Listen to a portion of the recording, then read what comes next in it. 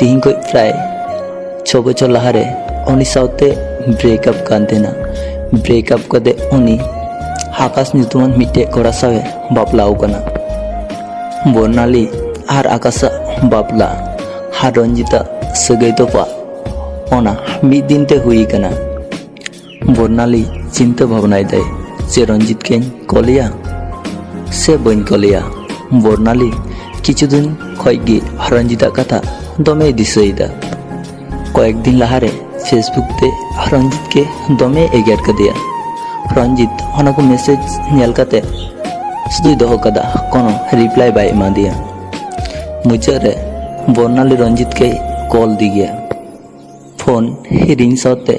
Barnali heartbeat दमे speed कानतेया मने हुयुकना उनिया कोड़म रे हगच हातुड़ी तको कटेजदा किछुक्षण पर फोन रिंगना बारपे धाव रिंग काते गे रंजित कॉले रिसीव किदा बर्नाली मने कातेना मिद धाव गिन कॉला रिसीव खाए रिसीवा हार बांखान बाय रिसीवा किंतु रंजित मिद फोन गे